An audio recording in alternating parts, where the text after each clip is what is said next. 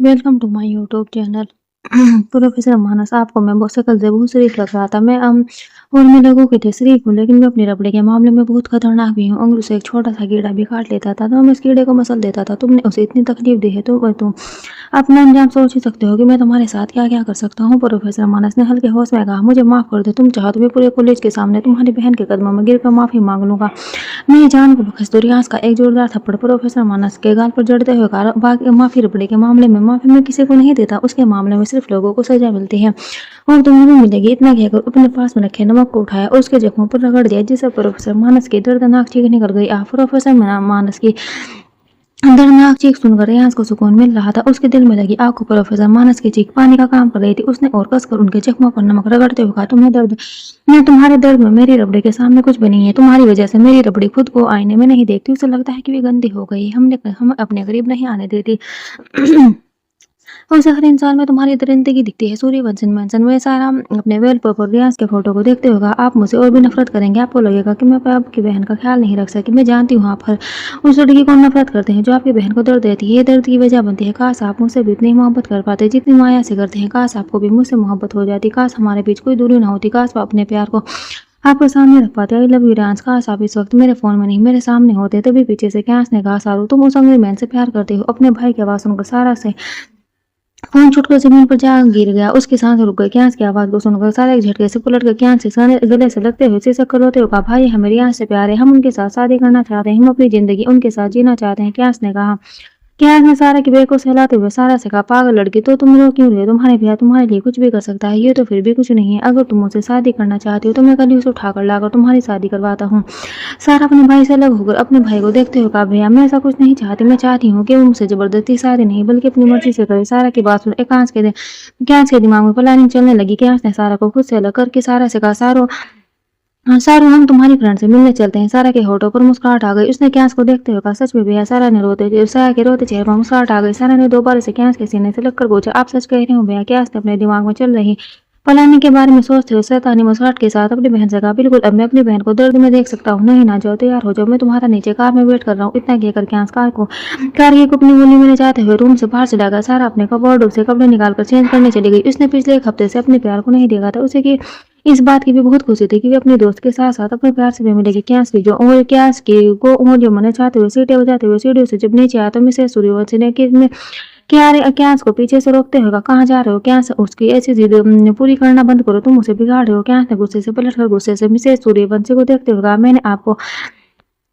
आपसे एडवाइस मांगी है जो आप मुझे फ्री की एडवाइस दे रही है। मैंने आपसे पहले भी कहा है, अभी भी कह रहा हूँ, आप सिर्फ मिस्टर सूर्यवंशी की वाइफ है। हम दोनों की मां बनने की कोशिश मत कीजिए वरना आपके लिए अच्छा नहीं होगा। मिसेस सूर्यवंशी ने गुस्से से क्यांस से पूछा, आज तो मुझे बता दो क्यांस कि मैंने ऐसा कौन सा गुनाह कर दिया है जिससे तुम मुझसे इतनी नफरत करते हो? किसी के चले जाने से किसी की जिंदगी नहीं रुकती। तुम्हें गलत लगता है क्यांस कि मैंने तुम्हारी माँ की जगह ली है? मैं तुम्हारी माँ की जगह कभी ले ही नहीं सकती और मैं कभी किसी की जगह लेना भी नहीं चाहती। मैं अपनी जगह बनाना चाहती हूँ। क्यांस ने कड़वी मुस्कुराहट के साथ कहा, सही कहा आपने मिसेस सूर्यवंशी, आप अपनी जगह बनाना चाहते हैं तभी तो मेरी माँ को गए हुए कुछ साल भी नहीं हुए थे। आप नहीं फ्रेंड के हस्बैंड से अपनी खूबसूरती को जाल में फंसा लिया। कम से कम अपनी दोस्ती की तो रिस्पेक्ट कर लेती। मैं मेरी माँ से दोस्ती की इसलिए की थी कैसे मेरी माँ मरी और आप उनके अमीर हस्बैंड को अपना बनाए। मैं तो आपको अपनी फ्रेंड मानता था, अपनी आइडियल मानता था, आपसे प्यार करता था। मुझे नहीं पता था कि आप मेरी ही माँ की सौतन बन जाएगी। मुझे सूर्यवंशी ने क्यांस की नफरत को देखते हुए कहा, तुम जो सोच रहे हो गलत है। तुम सिर्फ आधा सच जानते हो। तुम एक बार मेरी पूरी बात तो सुनो क्यांस। तुम अपनी गलतफहमी में खुद को मुझे और अपने डेट को हर्ट कर रहे हो। कहीं ऐसा ना हो कि तुम्हारी गलतफहमी दूर होते सब कुछ बर्बाद हो जाए। क्या नफरत से कहा, और शट अप, ये अपना मोबाइल कार्ड पर करना बंद कीजिए। आप जानते हैं मुझे सिर्फ एक ही लड़की के आंसू से फर्क पड़ता है और फिर मेरी बहन, बाकी की सभी लड़की और औरतों का मैं कुछ नहीं समझता और वो मेरे लिए सिर्फ एक खिलौना है जिनके साथ मैं खेलता हूँ और फिर उनकी कीमत लगाकर उन्हें फेंक देता हूँ। मिसेस सूर्यवंशी ने अपने आंसू को साफ करते हुए कहा, एक बात हमेशा याद रखना, क्या से दोनों से निकला हुआ तीर और मुंह से निकला हुआ लफ्ज कभी वापस नहीं होता। आगे चलकर कहीं तुम्हें ये लफ्ज बहुत भारी ना पड़े क्योंकि तुमने आज बहुत बड़ी बात कही है। एक दिन तुम्हें हर औरत के आंसू से फर्क पड़ेगा और जो अब तक तुम करते आ रहे हो ना, उन सभी पिछली यादों से तुम्हें नफरत होगी। क्योंकि जब हम किसी से प्यार करते हैं ना तो अपने प्यार को खुशियां देते हैं, इज्जत देते हैं और ये दुआ करते हैं कि हमारा अतीत हमारे आज को खराब ना कर दे। लेकिन तुमने अपनी खोखली नफरत में अपने गुजरते वक्त को भयानक पास्ट बना रहे हो। तुमने जिन लड़कियों को खिलौने की तरह इस्तेमाल किया है और फिर उनकी कीमत लगाई है, कहीं ऐसा ना हो बाद में वही लड़के तुम्हारे प्यार की कीमत लगा दे। मैं तो दुआ करूंगी कि तुम्हें कभी किसी से प्यार ना हो, क्योंकि जिसने तुम्हें किसी से प्यार हुआ तो मैं तुम वो दर्द बर्दाश्त नहीं कर पाओगे। तुम्हारी खोखली नफरत की वजह से तुम अपने प्यार के एक आंसू की कीमत भी अदा नहीं कर पाओगे। क्योंकि प्यार की पहली और आखिरी सीढ़ी इज्जत है। क्यास में से सूर्य इसकी ये बात है कि क्यास के सीधे दिल में चुभी थी, क्योंकि उन बातों में वाकई सस्ता। हम अपनी नफरत में कभी कभी इस हद तक गिर जाते हैं कि अपने आने वाले वक्त को अपने हाथों से खराब कर बैठते हैं, और शायद वही काम अब तक क्यास करते आ रहा था। मालिया माल मुंबई शहर का टॉपर मॉल था। यहाँ बड़े से बड़े बिजनेसमैन की वाइफ शॉपिंग करने आती थी। एक्टर और एक्ट्रेस भी यहाँ शॉपिंग करने आती थी। रुदास हो गया मॉल के सामने खड़ी उस ऊंची सी बिल्डिंग को देखकर जो आसमान को छू रही थी। गायक उस बिल्डिंग से खो पा रहा था। उसने अनजाने में ही रुदास के हाथ को कसकर पकड़ लिया। अपने ठंडे हाथों में जब रुदास का हम एहसास महसूस हुआ तो उसने अपने गूगल को निकाल कर अपनी गर्दन को तिरछा करके देखा तो क्यूट सी बनी डर से घबरा रही थी। उसे उस ठंडे मौसम में भी पसीने आ रहे थे। रुदास काया का हाथ कसकर पकड़ते हुए अपना चेहरा अपना और बरकरार रखते हुए वो काया से कहा, डरो मत क्यूट बनी, तुम्हें कुछ नहीं होगा। काया बिना पल के झपकाए उस हैंडसम से चेहरे को देख रही थी जो हर वक्त संजीदा रहता है। काया के दिल में रुदास के लिए एहसास पैदा हो रही थी। उसे ये हैंडसम खड़ूस आज बहुत अच्छा लग रहा था, जो उससे इतनी प्यार और मोहब्बत से बात कर रहा था। उसकी केयर उसके नानों की तरह कर रहा था। काया को उसके नानों की बात किसी ने उसे इस तरह प्रेम पर नहीं किया था जिस तरह आज रुदास कर रहा था। अनजाने में ही रुदास काया के दिल में अपने लिए बेपनाह मोहब्बत और इज्जत भर रहा था। रुदास इस बात से अनजान था कि उसकी ये अनजाने में की गई परवाह एक दिन दोनों के लिए दर्द साबित हो जाएगी। वे दोनों मॉल के अंदर गए तो मॉल में मौजूद स्टाफ उन दोनों कमल को देखते रह गए, क्योंकि यह कमल दिखने में अजीब लग रहे थे।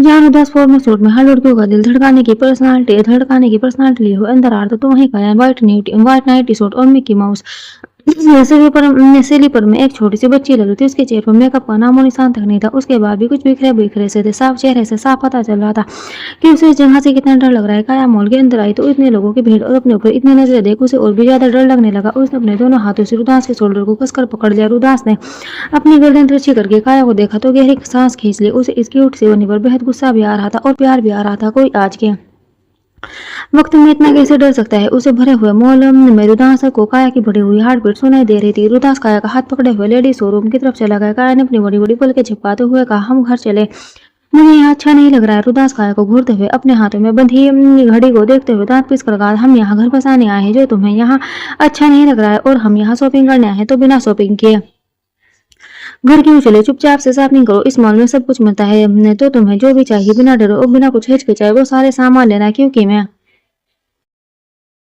नहीं जानता कि लड़कियों को क्या क्या चीज पसंद है और क्या क्या चीज लगती है, इसलिए दोबारा मैं तुम्हारे मुंह से ये ना सुनूं कि तुम्हारे पास ये चीज नहीं है। रुदास किस तरह डांटने से काया का मुंह बन गया। उसकी शक्ल रोने जैसी हो गई। रुदास काया की शक्ल को देखकर कहा, तुम अपनी शक्ल मत बनाया करो। तुम्हारी जब ये मासूमियत से भरी शक्ल देखता हूँ ना तो दिल करता है तुम्हारा गला दबा दो। क्यूट बनी, मैंने आज तक कभी किसी लड़की को हैंडल नहीं किया है, और आज तक किसी से एक बार में मेरी भाषा समझ में नहीं आती थी। मैं उसे अपने हाथ और पैर से समझाता था, तुम लड़की हो, तुम पर हाथ नहीं उठा सकता, लेकिन तुम्हें यहाँ से उठाकर बाहर जरूर फेंक दूंगा। काया का चेहरा सफेद में पड़ गया। उसे लगा सच में रुदास उसे बाहर फेंक देगा। वही रुदास का हाथ छोड़कर रुदास से दूर हो गई। उसने अपनी गर्दन नीचे करके छोटे बच्चों की तरह कहा, मुझे नहीं करनी कोई शॉपिंग, आप मुझे डांट रही हैं। और आपको उसको इस तरह देखकर रुदास का गुस्सा 2 पल में गायब हो गया। ऐसा लग रहा था उसे कभी गुस्सा आया ही नहीं था। उसने अपनी मुस्कुराहट को रोकने के लिए अपने होठों को अपने दांतों से दबाते हुए कहा, अच्छा नहीं डांटा, अब जाओ शॉपिंग करो, क्योंकि मैं तुम्हारे साथ घूम तो नहीं सकता ना। काया ने धीरे से मनाते हुए कहा, मुझे शॉपिंग करना नहीं आता, मुझे नहीं पता कौन से कपड़े अच्छे होते हैं और कौन से खराब। रुदास की आंखें हैरानी से फैल गई। वे अपनी बड़ी बड़ी आंखों से काया को देख रहा था। उसने आज तक लोगों को कहते सुना था कि लड़कियां शॉपिंग में एक्सपर्ट होती है, उन्हें बस क्रेडिट कार्ड दे दो, वे 1 घंटे के अंदर आपके क्रेडिट कार्ड का बैलेंस 0 करके देगी। रुदास का दिल कर रहा था कि वे अपने बाल नोच ले, क्योंकि उसे अब काया को शॉपिंग पर लाने का फैसले पर पछतावा हो रहा था। रुदास ने काया के हाथ को पकड़ा और मॉल में बने लेडीज ड्रेस के कोने में जाकर वहां जब खड़ी स्टाफ से कहा, मेरे लिए लेटेस्ट डिजाइन का ड्रेस निकालो, और हाँ ऐसी ड्रेस निकालना जिसमें भी कंफर्टेबल हो। उस स्टाफ ने काया को एक बार ऊपर से नीचे तक देखते हुए मुंह बनाकर रुदास को देख मुस्कुराते हुए कहा, ओके सर। इतना कहकर उस स्टाफ ने रुदास और काया को एक रूम में लेकर गई। उन दोनों को सोफे पर बैठने को कहा और फिर खुद ड्रेस लेने चल गई। कुछ वक्त बाद वे स्टाफ अपने हाथों में खूबसूरत ड्रेस लेकर अंदर आई। उसने ड्रेस को सामने टेबल पर रखते हुए कहा, ये इस वक्त की सबसे लेटेस्ट डिजाइन है सर। उस स्टाफ ने काया से पूछा, मैम बताइए आप इसमें से कौन सी ड्रेस ट्राई करना चाहेंगे। काया जब उन सभी ड्रेस को देखा तो उसने मुंह बना लिया, क्योंकि वे सभी ड्रेस वेस्टर्न ड्रेस थी। किसी की स्लीव गायब थी तो किसी की बैग गायब थी तो कोई बहुत रीलिंग थी तो कोई बहुत छोटा। रुदास ने कहा कि चेहरे को देखकर सामने खड़े स्टाफ से कहा, डेली यूज लेकर आओ, सिंपल हो लेकिन उसकी क्वालिटी अच्छी हो, जिसे इंसान डेली पहनकर कंफर्टेबल हो। ये सब ड्रेस पार्टी में पहने जाते हैं, आपको इतनी तो समझ होनी चाहिए ना। सामने खड़ी लड़की को काया पर गुस्सा आ रहा था, क्योंकि उसी के मुंह पर बनाने से सामने बैठा हैंडसम लड़का उसे डांट रहा था। स्टाफ उसे ड्रेस ले हुए बाहर चली गई। और फिर दोबारा आई तो उसके हाथ में सिंपल लेकिन बहुत ही खूबसूरत ड्रेस थी। एक पिंक कलर का फ्रॉक था जो रुदास को बहुत ही ज्यादा अच्छा लग रहा था। ये फ्रॉक उसे अपनी लीची की याद दिला रहा था। उसने स्टाफ से कहा, ये ड्रेस मैडम को दो, जो है ट्राई करके करेगी। सामने खड़ी उस स्टाफ को काया से जलन हो रही थी क्योंकि जिस ड्रेस रुदास ने पसंद की थी वह ड्रेस वाकई में बहुत खूबसूरत थी और बहुत महंगी भी थी। वह ड्रेस उस स्टाफ को भी बहुत पसंद थी, लेकिन उसकी इतनी कीमत थी कि वह अपनी 3 महीने की सैलरी मिलाकर भी नहीं ले सकती थी। काया ने मासूमियत से रुदास को देखते हुए कहा, मैं यहाँ कैसे पहन सकती हूँ। रुदास ने काया को घूरते हुए कहा, यहाँ भी चेंजिंग रूम में चेंज कर आओ। काया कछुए की स्पीड से उठते हुए ड्रेस अपने हाथों में लिया और फिर सामने चेंजिंग रूम में चले गई। वो स्टाफ वहीं खड़ी रुदास को बिना पल के झपकाए देख रही थी। यह बंदा सीधा उसके दिल में उधर रात रुदास अपने फोन में मेल को चेक कर रहा था। उसने एक बार भी अपने पलके उठाई तक नहीं, लेकिन जैसे ही चेंजिंग रूम का डोर ओपन हुआ तो उसने अपने पलके उठाकर देखा तो सामने खड़े काया को देख उसने अपनी आंखें छोटी कर काया को घूरने लगा। मित्तल मेंशन, आकाश मित्तल, अविका और काव्या भी सभी शाम के वक्त बैठे लिविंग एरिया में कॉफी पी रहे थे। आकाश मित्तल इतने शांत इसलिए थे क्योंकि काव्या ने उनसे कहा था कि एविका कॉलेज ट्रिप पर बाहर गया है। एविका ने आकाश जी से कहा, पापा मैं अपने इस बर्थडे पर अपनी सारी फ्रेंड को बुलाना चाहती हूँ। मैं चाहती हूँ आप इस बार मेरे बर्थडे 7 स्टार होटल लॉलीपॉप में पार्टी में रखे प्लीज पापा। आकाश मित्तल अपने बेटे के चेहरे पर हाथ रखते हुए मोहब्बत से कहा, हमारी बेटी हमसे कुछ मांगे और हमें पूरा ना करे, ऐसा कैसे हो सकता है। आप जैसा चाहती है हम आपकी पार्टी वैसे ही रखेंगे। आप अपनी पार्टी की थीम कैसे चाहती है, आपको क्या क्या चाहिए पार्टी में आज आ रहे डेकोरेशन टीम के मैनेजर को बता दीजिएगा। वे तो नहीं आपस में बात कर रहे थे कि तभी मेन गेट पर खड़े गार्ड ने आकर घबराते हुए कहा, मालिक बाहर सीबीआई के 2 ऑफिसर आए हैं। गार्ड के मुंह से सिपाही शब्द सुनकर काव्या के हाथ पैर कांपने लगे। उसे डर लगने लगा कि कहीं वे लोग उसे पकड़ने तो नहीं आए हैं। गार्ड ने दोबारा कहा, मालिक उनके साथ छोटे बाबा भी है। ये सुनकर काव्या के हाथ से कप छूटकर जमीन पर गिर गया। आकाश और अविका दोनों ही काव्या को देखने लगे। काव्या के चेहरे से साफ पता चल रहा था कि वह कितनी हैरान है। तभी सीबीआई के 2 ऑफिसर्स अंदर आते हुए अवि को अपने साथ अंदर लाते हुए कहा, हेलो मिस्टर मित्तल, लगता है आप लोग काफी ज्यादा रिलैक्स है इसलिए तो इतने आराम से बैठे कॉफी पी रहे हैं। आकाश और मित्तल ने सिपाही ऑफिसर को देखते हुए कहा, आप लोग यहाँ पर क्या हुआ, कुछ हुआ है क्या। उन दोनों ऑफिसर में से एक ऑफिसर ने कहा, आप इतना नॉर्मली पूछ रहे हो जैसे आपको अपने बेटे के कारनामा का पता नहीं है। आकाश जी सोफे से उठकर खड़े होते हुए ऑफिसर को देखते हुए कहा, आप कहना क्या चाहते हैं और क्या क्या है मेरे बेटे ने और वे आपके साथ क्यों है। वे तो कॉलेज टूर पर गया था ना। दोनों ही ऑफिसर ने सोफे पर बैठते हुए आकाश मित्तल से कहा, आप भी बैठ जाए मिस्टर मित्तल, क्योंकि आप शायद मैं जो कहने जा रहा हूँ ये सुनकर आपको शौक लगेगा। आकाश मित्तल उन दोनों ऑफिसर के सामने बैठ गए। उन दोनों ऑफिसर्स ने आकाश मित्तल से कहा, मिस्टर मित्तल अगर आप अपने बिजनेस पर ज्यादा ध्यान न देकर अपने बेटे पर देते तो आज ये नौबत नहीं आती। आकाश ने जी उन दोनों ऑफिसर से पूछा, आप कहना क्या चाहते हैं, साफ साफ बताइए क्या क्या है मेरे बेटे ने। उन दोनों ऑफिसर में से एक ऑफिसर ने कहा, आपका बेटा एक क्रिमिनल है। वे पिछले 1 साल से ड्रग सप्लाई करता है और ड्रग लेता भी है। आपके बेटे की किए गए ड्रग सप्लाई में कितने ही स्टूडेंट की मौत हो गई। आपको पता था कि आपका बेटा कॉलेज में कुछ स्टूडेंट को ड्रग सप्लाई करता है। क्या आपको पता था कि आपका बेटा पार्टी में भी ड्रग सप्लाई करता है और उनके बदले में उससे अच्छी खासी रकम भी लेता है। आकाश मित्तल हैरानी से दोनों ऑफिसर्स को देखते हुए कहा, आपको कोई गलतफहमी हुई होगी, मेरा बेटा ऐसा बिल्कुल भी नहीं है। काव्या भी हैरान थी, उसे भी अभी के बारे में इतना बड़ा सच नहीं पता था। अविक ने अपने डैड को देखते हुए कहा, पापा मैंने ये सब जानबूझकर नहीं किया, आई एम सॉरी। अपने बेटे के शब्दों को सुनकर आकाश मित्तल गुस्से में खड़े होकर एक जोरदार का थप्पड़ अविक के गाल पर चढ़ते हुए कहा, शट अप अविक, तुम्हारा दिमाग ठीक तो है, तुम्हारी सॉरी कहने से सब कुछ ठीक हो जाएगा। तुम जानते हुए तुम कितना बड़ा काम कर रहे थे, तुम्हारी सर्कस से कितने लोगों की जान चली गई होगी। मैंने तुम्हें इसलिए इतना प्यार किया कि तुम एक मर्डर बन जाओ। अविक ने रोते हुए कहा, डैड मैंने उन्हें सप्लाई नहीं करता था, वे खुद मुझसे मांगते थे क्योंकि उन्हें पता चल गया था कि मैं ड्रग लेता हूँ, इसमें मेरी क्या गलती है। आकाश जी ने दूसरा थप्पड़ अविक के गाल पर मारते हुए कहा, तुम्हें ये लत लगी कहाँ से। अगर वे लोग मांग भी रहे तो तुम ना कह सकते थे ना, आखिर तुमने ड्रग लेना शुरू कहाँ से किया है। अविक अपने गर्दन नीचे करके आकाश जी से कहा, सॉरी पापा, पहले मैं फन में ये सब करता था लेकिन बाद में मुझे इसकी लत लग गई। ऑफिसर ने आकाश मित्तल को देखते हुए कहा, प्लीज सर आप बैठ जाइए, हम बैठकर बात करते हैं। आकाश मित्तल अपने आप को कंट्रोल करते हुए सोफे पर बैठ गए। तो ऑफिसर ने कहा, आप जानते हैं ये बहुत बड़ा क्राइम है, इसकी कोई माफी नहीं है। आप जानते हैं इस क्राइम के लिए मौत की सजा हो सकती है। आकाश जी ने उन दोनों को ऑफिसर से कहा, आप लोगों को जो करना है आप लोग कर सकते हैं, मैं आप लोगों के काम में कोई इंटरफेयर नहीं करूंगा। मेरे लिए अपने बेटे से ज्यादा सही और गलत मायने रखता है और मेरा बेटा सही नहीं बल्कि गलत है। आकाश मित्तल ने बेबसी से ऑफिसर से कहा, आपसे रिक्वेस्ट ऑफिसर, अगर हो सके तो मेरे बेटे को उम्र कैद की सजा करवा दीजिएगा लेकिन मौत की सजा मत होने दीजिएगा। दोनों ऑफिसर आकाश मित्तल के नेचर को देखते हुए काफी इंप्रेस हो गए थे। उन्होंने हल्का सा मुस्कुराते हुए कहा, मिस्टर मित्तल, यहाँ आने से पहले मुझे लगा था कि आप बेबाकी बिजनेसमैन की तरह अपने पैसे का रोक झाड़ेंगे, लेकिन आपको इस तरह देखकर मैं बहुत ही ज्यादा आपसे इंप्रेस हो गया हूँ। मैं आपकी ये रिस्पेक्ट को पूरा करने की जरूर कोशिश करूंगा। आप लोग कल सीबीआई ऑफिस आ जाइएगा। अभी ने चिल्लाते हुए कहा, पापा आप मुझसे प्यार नहीं करते, आप ऐसा क्यों कर रहे हैं? आप जानते हैं मैं वहाँ नहीं रह पाऊंगा। आकाश जी ने गुस्से से कहा, ये तुम्हें ड्रग्स सप्लाई करने से पहले सोचना चाहिए था। अभी जिस पैसे को मैं इतनी मेहनत से कमाता हूँ, उसे मैं अपने क्रिमिनल बेटे के पीछे बर्बाद नहीं कर सकता। काव्या ने हैरान होते हुए आकाश जी के पास आकर कहा, ये आप क्या कर रहे हैं? वह आपका बेटा है, आप उसे कैसे उसे छोड़ सकते हैं? आप उन्हीं के लिए इतना सब कुछ करते हैं ना, क्यों उसके लिए अपने पैसे नहीं लगा सकते? आकाश जी ने काव्या जी के शोल्डर पर हाथ रखते हुए कहा, अगर मैंने आज इसे बचा लिया ना तो ये फिर से वही गलती करेगा, क्योंकि इसे यकीन हो जाएगा कि ये जो चाहे वो क्राइम करे, इसका मेरे बाप इसे बचाने के लिए किए है। इसलिए बेहतर है कि इसे इसकी गलती की सजा दी जाए। दुआएं करो कि हमारे बेटे ने जो गुनाह किया उसकी सजा मौत ना हो। काव्या हैरानी से आकाश जी को देखते हुए कहा, आप इतने पत्थर दिल कब से हो गए हैं? वे तो आपकी जान था ना। आकाश जी ने काव्या से कहा, वे अभी भी मेरी जान है, लेकिन मेरे लिए रिश्तों से बढ़कर सही और गलत मायने रखता है, और आज मेरा बेटा गलत है, तुम इसे सही साबित नहीं कर सकता। ऑफिसर ने खड़े होकर आकाश जी से कहा, हमें चलना चाहिए। थैंक यू मिस्टर मित्तल, हमारे साथ कोऑपरेट करने के लिए। तो वो अभी कॉलेज आने लगे तो विक चिल्लाया, मोम मुझे नहीं जाना, प्लीज मोम मुझे बचा लीजिए। मोम आप तो कुछ करिए। काव्या बेबसी से अपने बेटे को देखती रह गई। इसे कहते हैं कर्मा, क्योंकि हम जो करते हैं एक दिन वापस जरूर लौट कर आता है। मालू उदास काया को घूर रहा था, क्योंकि काया ने उस प्यारी सी ड्रेस पर अपने पहने हुए नाइटी सूट की शर्ट को पहना था। वहां खड़ी वेगल स्टाफ हैरानी से काया को देख रही थी। उदास ने गुस्से से अपने फोन को सोफे पर पटकते हुए उठकर गुस्से से काया के पास आकर काया के शोल्डर को कसकर पकड़ते हुए कहा, ये क्या बदतमीजी है? मैंने तुम्हें कपड़े चेंज करके आने को कहा था, उसी पर दोबारा वही कपड़े पहनकर नहीं आने को कहा था। रुदास के इतने गुस्से में और डांटने से काया ने डर से आंखें मीच ली। उसकी आंखें नम हो गई। उसने अपने भरे गले से कहा, इसमें चेन लगा तो वो मुझसे बंद नहीं होता, इसलिए मैंने ऊपर से पहन लिया।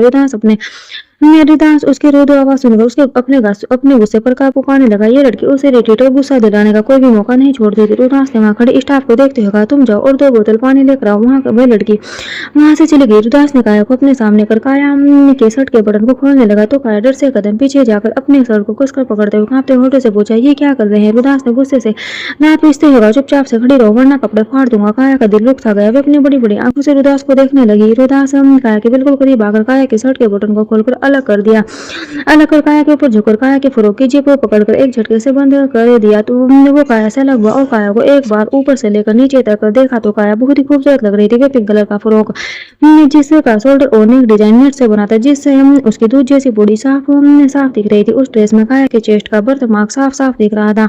काया उस ड्रेस में रुदास को एक डोल की तरह लग रही थी। काया की खूबसूरती थी ऐसी कि न चाहते हुए भी इंसान उसे देखने लगता था। काया की दो लटे उस और भी ज्यादा एट्रैक्टिव बना रही थी। काया ने अपने बालों का जोड़ा बनाकर पिन किया हुआ था। रुदास ने काया की तरफ से नीचे फिरकर दोबारा से सोफे पर जाकर बैठते हुए अपने फोन को लेकर चुन में जो काया को देखते हुए पूछा, तुम इस फ्रॉक में कंफर्टेबल हो क्या? तुम इसे डेली पहन सकती हो क्या? अपनी गर्दन को नामे हिला दिया। रुदास काया की गर्दन को नामे हिले देकर इरिटेट होते हुए कहा, क्या हमने तुम इस फ्रॉक को डेली नहीं पहन सकती? काया ने मिनमुनाते हुए कहा, मुझे घर के काम करने पड़ते हैं, इतना लंबा फ्रॉक पहनकर मैं कैसे काम कर पाऊंगा? कैसे काम कर पाऊंगी? ये बहुत भारी भी है और बहुत चुप भी रही है। क्या मैं इसे चेंज कर दूं? रुदास ने अपनी 2 उंगलियों से अपनी पट्टी को मसलने लगा। आखिर ये लड़की किस मिट्टी की बनी है? ये सिंपल सा फिरोक भी उसे चुभ रहा है। मतलब हद होती है बचपन की। एक मिस्टाप अपने हाथों में कुछ और ड्रेस लिए हुए अंदर आते हुए कहा, मैम आपकी ड्रेस। लेकिन जब उसने काया को देखा तो देखते रह गया। उसका मुंह खुला का खुला रह गया। काया की खूबसूरती देख कर भी होश आ गया तो उस स्टाफ को भी ये होश नहीं था कि सामने बैठा शैतान भस्म कर देने वाली नजरों से उसे घूर रहा है। रुदास ने जब कंटिन्यू उस स्टाफ को उसकी क्यूट बनी को घूरते देखा तो गुस्से से सोफे से उठकर खड़े होते हुए चिल्लाया, गेट आउट। रुदास इतने जोर से चिल्लाया था कि क्या डर में दीवार से सट गई और वे स्टाफ डर से कांपते हुए जल्दी से डोर ओपन कर बाहर चला गया। रुदास काया के पास आकर काया को चेंजिंग रूम में धक्का देते हुए कहा, अभी के भी इस ड्रेस को चेंज करो वरना इस ट्रे के साथ साथ में तुम्हें भी जला दूंगा। माथुर मेंशन शाम का वक्त माया निधि की गोद में अपना सिर रखकर सो रही थी। निधि ने प्यार से उसके माथे पर अपना हाथ फेर रही थी। मनन सोए और रियांश बैठे शाम की चाय पी रहे थे। माया पहले से बेटर हो चुकी थी, लेकिन वे अभी भी कॉलेज नहीं जा रही थी क्योंकि उसे कॉलेज जाने से डर लग रहा था। रियांश अपनी जगह उठकर माया के पास आकर माया के करीब बैठते हुए माया के चेहरे पर हाथ रखते हुए मोहब्बत से पूछा, रबड़ी कहीं घूमने चलना है? माया अपनी बड़ी बड़ी पलकों को खोलते हुए नशीली आंखों से रियांश को देखते हुए कहा, मुझे कहीं नहीं जाना बरो, लेकिन मेरा रबड़ी खाने का दिल कर रहा। रियांश ने बेबसी से अपनी रबड़ी को देखा, फिर अपने चाचू को देखा तो मनन ने हल्का सा मुस्कुरा दिया। रियांश ने माया को घूरते हुए कहा, रबड़ी तुम हमेशा मुझे फंसा देती हो, जानती हो मैं तुम्हें मेरे लिए मीठा नहीं दे सकता, फिर भी तुम मुझसे मीठा मांग रही। अगर तेरी डायबिटीज बढ़ गई तो मैं क्या करूंगा? तुम मुझे क्यों परेशान कर रही है? माया ने छोटे बच्चे की तरह निधि के पेट को हक करते हुए बड़ी कहा, बड़ी माँ देखे ना बड़ो क्या कर रहे हैं कि मैं उनको परेशान करती हूँ। निधि ने रियांश के कान को पकड़ कर खींचते होगा, मेरी गुड़िया को क्यों परेशान कर रहे हो? मेरी लाडो किसी को परेशान नहीं करती, तुम हम सबको परेशान करते हो। माया जल्दी से उठकर निधि के हाथ को रियांश के कान से हटाते हुए कहा, ये क्या कर रही है? बड़े मामा, बड़ों को दर्द हो रहा होगा। इतना कहकर वे रियांश के कान को सहलाते हुए निधि से कहा, जाइए, मैं आपसे बात नहीं करती। आपने बड़ों के कान को क्यों खींचे? देख रेड हो गई। निधि का मुंह बन गया सोरे और मन मुस्कुराने लगे, क्योंकि वे जानते थे कि वे अपने बड़ों से कितना प्यार करती है। शिकायत भी करती और चाह रही है कोई से सजा भी ना दे। निधि ने मुंह बनाते हुए कहा, यह तो गलत बात है लाडो, आप ही तो मुझसे शिकायत कर रही थी। मैंने आपके लिए आपके बड़ों को सजा दी और आप मुझसे ही नाराज हो गई। माया में अपनी गुलाबी माया ने अपने गुलाबी गालों को फुलाते हुए कहा, बड़े मामा, मैंने इसलिए शिकायत नहीं की थी कि आप बड़ों को सजा दें। मैंने इसलिए कहा था कि आप बड़ों को प्यार से समझाएं कि मुझे तंग ना करें। निधि ने अपने हाथ जोड़ते हुए कहा, तुम्हारा कुछ नहीं हो सकता। बड़ों की चमची हमेशा से लड़ती हो, शिकायत करती रहती हो, फिर उसी की साइड भी लेती हो। रियांश ने माया को अपने सीने से लगाते हुए कहा, मोम, आप क्यों डांट रही है मेरी रबड़ी को? कैसे पता है मोम, आप जो ऐसे गुस्सा होती है ना तो भी ज्यादा खूबसूरत लगती है। देखे ना, आपको देखकर डेढ़ शोर मार रहे हैं। निधि ने सूर्य को देखा तो सूर्य हंस रहा था। निधि गुस्सा होकर अपना मुंह फेर कर सोफे पर बैठते हुए रियांश से कहा, तुम्हें शर्म नहीं आती? अपनी माँ से मजाक करते हुए रियांश अपनी माँ के गोद में सर रखते हुए कहा, मेरी प्यारी मोम, अगर मैं आपके साथ मजाक नहीं करूंगा तो क्या पड़ोसी की मोम के साथ मजाक करूँ? मोम, मैं सच कह रहा हूँ, आप जब गुस्सा होते हैं ना तो बहुत क्यूट लगते हो। माया ने रियांश के गाल को खींचते हुए कहा, बोलो, आप बड़े मामा से फ्लर्ट कर रहे हैं? ये डिपार्टमेंट तो बड़े पापा का है ना। उन दोनों की शरारत देखकर सोरी दोनों को घूरने लगा। मनन मुस्कुरा था, उसे अपनी जान की याद आ रही थी। उसने अपने दिल पर हाथ रखते हुए कहा, आई लव यू क्यारा। मनन के दिल से आवाज आई, आई लव यू टू माया के पापा। माया ने रियांश के पास आकर धीरे से कहा, बरो, मैं बड़े मामा को बता दूं कि आपने अपने लिए बहू ढूंढ ली है और वे मेरी सबसे अच्छी बेस्ट फ्रेंड भी है, जिसे आप चोरी चोरी पसंद करते हैं। रियांश ने माया को घूरते हुए कहा, मैंने कब कहा कि मैं उसे पसंद करता हूँ? तूने मुझसे कहा कि तू उसे अपनी भाभी बनाना चाहती है। माया अपनी आंखें छोटी कर रियांश को घूरते हुए कहा, बरो, मुझे बेवकूफ बनाना बंद कीजिए। मैं अच्छे से जानती हूँ आप सारा को पसंद करते हैं। तभी जब सारा मेरे साथ होती तो आप मुझे छोड़कर चोरों की तरह सारा को देखते हैं। आपने मुझे इसलिए नहीं बताया था क्योंकि आपने मुझसे वादा किया था कि मैं जिस लड़की को आपके लिए पसंद करूंगी आप उसी से शादी करेंगे। इतनी भी पत्थर दिल नहीं हो बरो, जितना आप मुझे समझते हैं। अब आप खुद अपने दिल की बात बताते हो या मैं चिल्लाकर बड़ी माँ से कहूँ कि उसने बेटे को प्यार होगा? इतना कहकर माया ने कहा, बड़ी माँ, मुझे आपसे कुछ कहना है। रियांश के चेहरे का रंग उड़ गया। उसने माया के मुंह को अपने हाथों से बंद करते हुए कहा, नहीं मोम, इसे आपसे कुछ नहीं कहना है। इतना कहकर रियांश ने माया के कान में कहा, रबड़ी, अभी नहीं, मैं ये देखना चाहता हूँ कि वे भी मुझसे प्यार करती है या नहीं। कि प्लीज अभी तो कुछ मत कहा। माया ने मुस्कुराते हुए कहा, इसका मतलब आप सच में सारा से प्यार करते हैं? और बोलो, आपने मुझसे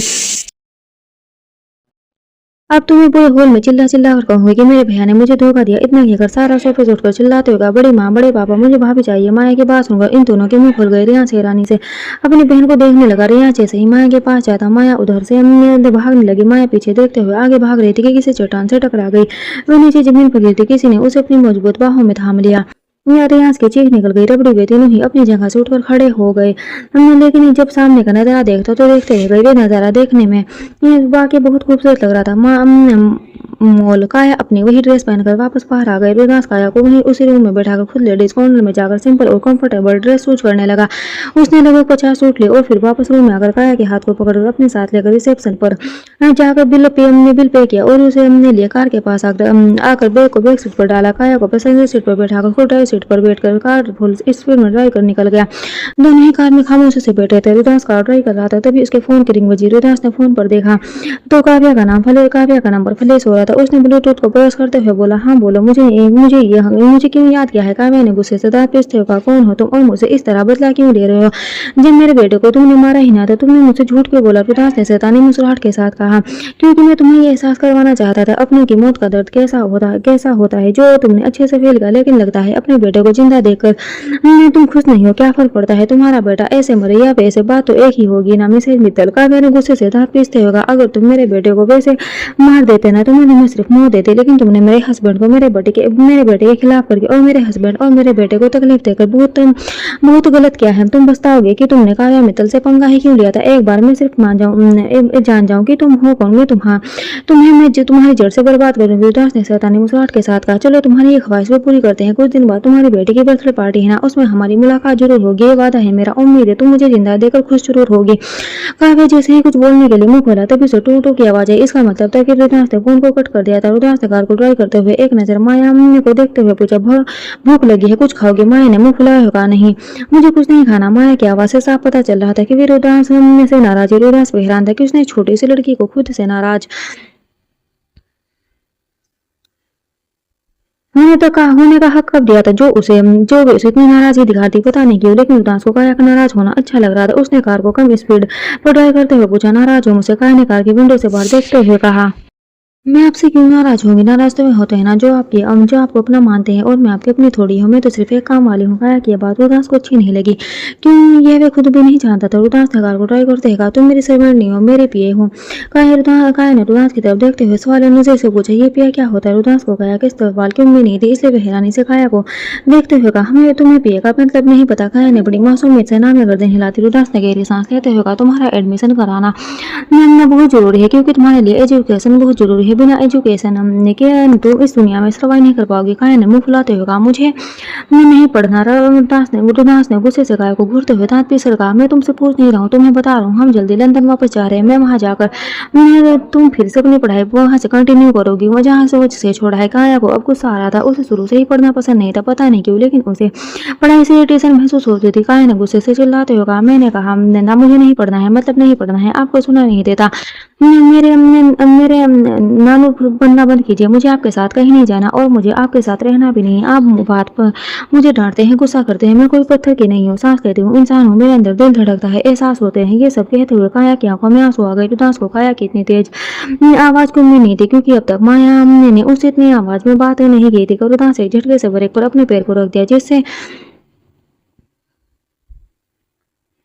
कार एक जोरदार की आवाज शुरू की। काया का सिर डेस्क से टकरा था। रुद्रांश ने डेस्क पर अपना हाथ रख दिया। काया का सिर रुद्रांश के हाथ से टकरा गया। रुद्रांश एक झटके से काया के दोनों शोल्डर को पकड़कर काया को अपनी तरफ खींचकर काया से कहा, ऐसे काम ही क्यों करती हो कि मुझे तुम पर गुस्सा करना पड़ता है? तुम ही मुझे गुस्सा दिलाती हो। जब वो लड़का तुम्हारे सामने खड़ा होकर तुम्हें घूर रहा था, तो तुम्हें उसे डांटना चाहिए था ना, या बाथरूम में चली जाती, लेकिन तुम भी उसके सामने स्टेचू की तरह खड़ी खुद को उसे दिखा रही थी। रुद्रांश के अचानक से इस तरह पकड़कर खींचने से काया की सारी हिम्मत हवा हो गई, उसकी हालत तक सूख गई। काया इतना डर रही थी कि वे चाहकर भी रुद्रांश से नजर मिला नहीं पा रही थी। रुद्रांश के वजूद को झकझोरते होगा, अब बोलो, चुप क्यों भी हो? अभी तो चिल्ला रही थी ना? काया ने मिनमिनाते होगा, इसमें मेरी क्या गलती है? वे लड़की भी तो आपको घूर रही थी, मैंने कुछ कहा आपको? नहीं ना, तो आपने मुझे क्यों डांटा? आज काया ने रुद्रांश को लाजवाब कर दिया था, जिस रुद्रांश के सामने किसी के बोलने की हिम्मत भी नहीं होती थी। आज वे खुद खामोश हो गया था, क्योंकि आज काया ने उसे पलटवार जवाब दिया था। इसका मतलब वे उसकी क्यूट बनी इतनी भी मासूम नहीं थी, वे भी आसपास हो रही हरकत पर नजर रखती थी। रुद्रांश ने काया को छोड़ते हुए दोबारा से कार को स्टार्ट करते हुए कहा, तो तुम्हें मुझे डांटना चाहिए था ना, मैंने थोड़ी मना किया था, अब तुम्हें कोई फर्क नहीं पड़ता, तो वे बात अलग है। रुद्रांश को जब कार ड्राइव करते हुए काया की कोई आवाज नहीं सुनाई दी, तो उसने फिर से काया को देखा, तो काया बिना आवाज के रो रही थी। रुद्रांश ने कार को रोकते हुए काया को अपनी तरफ करते हुए पूछा, अब क्या हुआ, अब क्यों रो रही हो? काया ने सो करते हुए कहा, आप बहुत गंदे हो, कभी कभी मेरे नानू की तरह मेरी फिक्र करते हो, और फिर हिटलर भैया की तरह डांटते हैं। रुद्रांश की आंखें जितनी बड़ी हो सकती थी, उसकी आंखें हैरानी से उतनी बड़ी हो गई, मतलब कि सामने बैठी लड़की आज उसे हार्ट अटैक देने का पूरा प्लान बनाकर बैठी है। उसे वे कहां से उसका हिटलर भैया दिख रहा है। रुद्रांश करने काया को छोड़ते हुए दोबारा से कार स्टार्ट कर काया से कहा, तुम्हें अपने साथ लाना ही नहीं चाहिए था। एक तो मैं तुम्हारी हेल्प कर रहा हूँ, तुम्हें बर्दाश्त कर रहा हूँ, और तुम मुझे हिटलर भैया के साथ कंपेयर कर रहे हो। मैं तुम्हें भैया दिखता हूँ? काया खामोश थी, उसकी आंखों से आंसू बह रहे थे। उसे ये सामने बैठा शैतान बिल्कुल समझ में नहीं आ रहा था। जो पल में तोड़ा तो पल में मासा हो जाते थे। माथुर मनसर माया ने जब अपनी आंखें खोली, तो सामने खड़े शख्स का चेहरा देखकर हैरान रह गई, क्योंकि उस इंसान का इस वक्त यहाँ होने की कोई उम्मीद नहीं थी। सामने खड़ा शख्स कोई और नहीं बल्कि क्यास था। क्यास ने माया को सही से खड़ा करते हुए टोंट मारने के टोन में कहा, लगता है तुम काफी जल्दी रिकवर कर गई हो। माया ने गुस्से से क्यास को खा जाने वाली नजर से घूर रही थी। उसे क्यास का यहाँ आना जरा भी पसंद नहीं आया था। अपने भाई और अपनी फ्रेंड को एक दूसरे को घूरते देखकर सारा उन से दोनों के बीच में आकर माया के गले लगते हुए पूछा, आप कैसे हो? माया के बोलने से पहले क्यास बीच में पुल पड़ा, सारू तुम्हें दिख नहीं रहा क्या? अगर वे ठीक नहीं होती तो इस तरह दौड़ती क्या? हम तो यहाँ पेशेंट से मिलने आए थे, लेकिन लगता है यहाँ कोई बीमार नहीं है। रियाज क्यास को घूरने लगा, तो माया ने क्यास से कहा, मिस्टर सूर्यवंशी, लगता है मुझे ठीक देखकर तुम खुश नहीं हो। अब मैं तुम्हारे लिए बीमार तो नहीं रह सकती ना। मनन निधि और सूर्य दोनों ही अपनी जगह से उन चारों के पास आते हुए कहा, क्या बात कर रहे हो आप सब? गुड़िया वे आपसे मिलने आए हैं, तो उन्हें बैठने के लिए कही है। माया ने क्यास को घूरते हुए कहा, अब जो बिना बुलाए आते हैं वे बिना कहे बैठ भी सकते हैं, डेढ़ कहने की जरूरत नहीं है। क्यास माया को घूर रहा था। सारा ने जब अपने भाई को देखा तो वे समझ गई थी उसके भाई को गुस्सा आ रहा है। सारा ने बात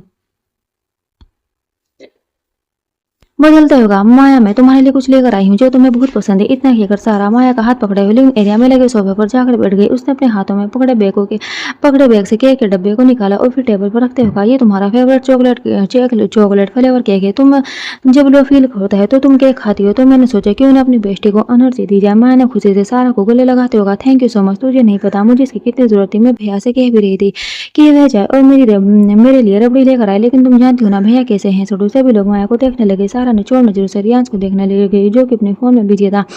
माया ने पास में खड़े स्टाफ से कहा, भैया आप एक स्पून लेकर आए। स्टाफ ने बड़ी मोहब्बत से कहा, ओके बेबी जी अभी लेकर आता हूँ। इतना कहकर वे स्टाफ किचन की तरफ चला गया और कुछ लोग बाद माया आया तो उसके हाथ में कुछ प्लेट और स्पून थे। माया स्पून लेकर केक को जैसे उठाकर खाने को हुई, रियांश ने माया के हाथ को पकड़कर रोकते हुए, डॉक्टर ने तुझे मीठा खाने को मना किया है, आजकल तेरी डायबिटीज बढ़ी रहती है तो इसलिए तू यह केक नहीं खाएगी। माया के मुंह में जाता हुआ चम्मच हवा में ही रुक गया और उसका मुंह खुला का खुला रह गया। माया को उसे देखकर सभी मुस्कुराने दिए। रिया सामने सोफे पर बैठे बिना पलक झपकाए देख रहा था, पता नहीं क्यों, लेकिन उसे ये मूवी बहुत ही ज्यादा इंटरेस्टिंग लग रही थी। अगर उसे किस चीज की कमी लग रही थी तो वे थी उसके बेर। माया ने रियांश को घूरते हुए कहा, मेरा हाथ छोड़े बुरो, आप तो दिन पर दिन मेरे साथ रूड होते जा रहे और मेरे साथ हिटलर भैया की तरह ट्रीट कर रहे हैं। ये मत खाओ वो मत खाओ, मैं डायबिटीज से मर नहीं जाऊंगी। रियांश गुस्से चिल्लाया। माया, मना, सौर्य और निधि भी अपनी जगह से खड़े हो गए। माया को तुरंत ही एहसास हो गया कि उसने जल्दी जल्दी में क्या बोल दिया है। उसने मासूमियत से अपनी गर्दन नीचे करके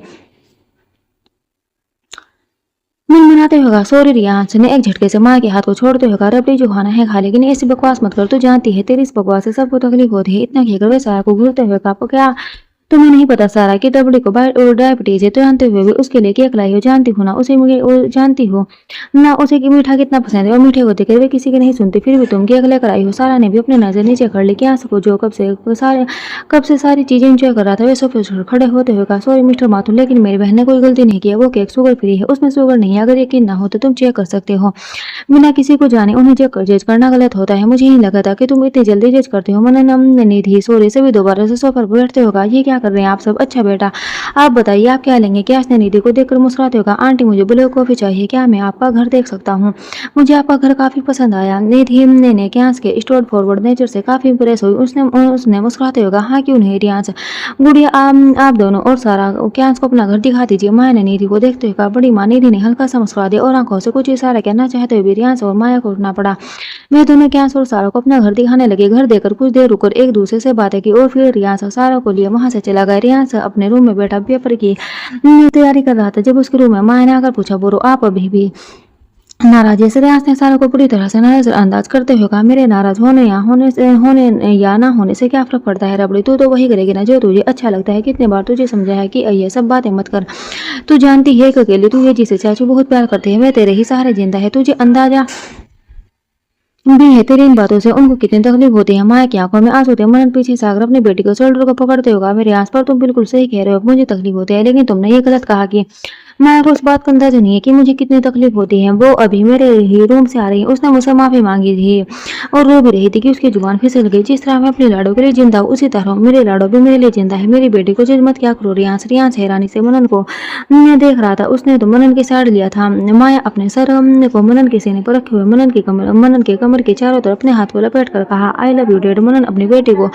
ने अपनी बेटी को सीने से लगाए हुए कहा, ये लव यू बच्चा, और इन प्यारी प्यारी आंखों को इतनी तकलीफ मत दिया करो। पता है मुझसे शिकायत करती है कि मेरी गुड़िया बहुत रोती है। रियांश ने मुंह बनाते हुए कहा, आप लोग मुझे यहाँ जलाने आए हैं। मनन ने मुस्कुराते हुए कहा, नहीं तू भी आ जा। रियांश भी अपनी नोटबुक छोड़कर उनके पास आकर मनन के सीने से लग गया। रियांश मनन के गले लगे हुए माया के नाक को दबाते होगा, तुमको मरोया कर। माया ने अपने नाक को सहलाते हुए मनन को देखते हुए कहा, पापा देखे ना वो मुझे फिर से परेशान कर रहे हैं। मनन ने अपनी बेटी के फोrehead को चूमते हुए कहा, रियांश ने जल्दी से कहा, सॉरी चाचू। उसके बाद वे दोनों ही अपने अपने रूम में जाकर सो गए। माया भी जल्दी गहरी नींद में सो गई। रात के 2 बज रहे थे। माया गहरी नींद में सो रही थी। बेड टेबल पर येलो बल्ब का लैंप चल रहा था, जिससे उसे येलो लाइट में उसका चेहरा किसी सोने की तरह चमक रहा था। अचानक से उसके रूम में एक नकाबपोश खिड़की से अंदर आया। उसके हाथ में एक बड़ा सा नुकीला चाकू, तो वे सामने बेड पर सोई खूबसूरती की मलिका को देख उसके होठों पर एक शैतानी मुस्कुराहट आ गई। आंखों में एक अलग ही चमक थी। ऐसा लग रहा था जैसे उसके सामने माया नहीं बल्कि पूरी दुनिया का खजाना रखा हो। नकाबपोश धीरे धीरे चलते हुए माया के करीब गया और माया के बिल्कुल करीब बेड पर बैठ गया। वह चाकू को माया के चेहरे के थोड़ा ऊपर करके माया के हर अक्स को उस चाकू के नोक से बना रहा था। वह ये करते हुए किसी साइको से कम नहीं लग रहा था। माया जो गहरी नींद में सोई थी वो फिर से अपने ख्वाब में वही ख्वाब देख रही थी जो वे पिछले कई सालों से देखती आ रही थी।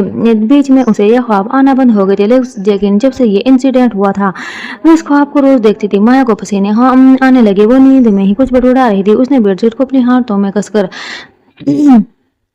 पकड़ गया। नकाब उस माया को उस तरह देखकर हैरान हो गया। माया चीखते हुए उठी। मामा उसकी इस चीख को रूम से बाहर जाती उससे पहले उस नकाबपोश ने माया के मुंह को कसकर अपने हाथों में अपने हाथों से दबा दिया। माया की भयानक चीख उसके गले में ही घुट गई। माया जो पहले से ही डरी थी अपने सामने एक नकाबपोश को देखकर और भी ज्यादा डर गई। उस डिम लाइट में सिर्फ उसकी आंखें दिख रही थी। उसकी आंखें दिखने में डरावनी लग रही थी क्योंकि वह आंखें आम इंसान की तरह नहीं थी। उसकी आंखें बिल्कुल लाल थी।